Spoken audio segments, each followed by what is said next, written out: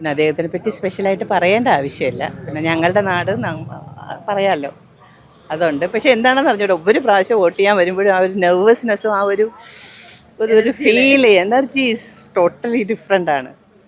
പ്രചരണത്തിലൊക്കെ എപ്പോഴും കൂടെ ഉണ്ടായിരുന്ന ഒരു വ്യക്തിയാണ്. ജനങ്ങളിലേക്ക് ചെല്ലുമ്പോൾ എത്രത്തോളമാണ് ജനങ്ങളുടെ ഒരു പ്രതികരണം?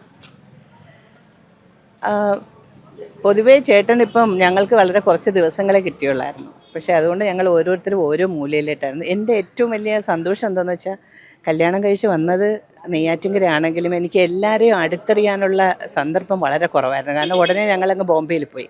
അപ്പോൾ കുറച്ച് നാളായിട്ടാണ് പ്രത്യേകിച്ചും പ്രചരണ സമയത്ത് ഓരോരുത്തരെയും കാണുക. സത്യം പറഞ്ഞാൽ ഓരോ സ്ഥലത്തും പോയിട്ടുള്ള അവരുടെ ആ ഒരു കാര്യങ്ങൾ കാണുമ്പോൾ ഒരു വിഷമം. ഈവൻ ഞങ്ങൾ എക്സ്പെഷ്യലി കുറേ ഭയങ്കര പ്രോബ്ലത്തിലിരിക്കുന്ന കുറേ ആൾക്കാരെ വരെ ഞങ്ങൾ കണ്ടിട്ടുണ്ട്. സോ അതുകൊണ്ട് അദ്ദേഹം എപ്പോഴും പറയും, നമ്മൾ ജീവിച്ചു കഴിഞ്ഞാൽ എവിടെയാണോ പോയി എന്തൊക്കെ ആയാലും അവസാനം ഓരോരുത്തരും നാട്ടിൽ തിരിച്ചു വരണം, നമ്മുടെ നാട്ടുകാർക്ക് വേണ്ടി എന്തെങ്കിലും ചെയ്യണം. പിന്നെ എന്തെങ്കിലും ചെയ്യണമെങ്കിൽ ഒരു പൊസിഷനും ഉണ്ടെങ്കിൽ അതുകൂടെ നല്ലതല്ലേ. അതുകൊണ്ടാണ്, അല്ലെങ്കിലും ചെയ്യാനുള്ളത് ചെയ്തുകൊണ്ടിരിക്കുന്ന ഒരു വ്യക്തിയാണ്. അതിൽ ഞങ്ങൾ ഫുൾ ഫാമിലി അദ്ദേഹത്തിന് സപ്പോർട്ടാണ്.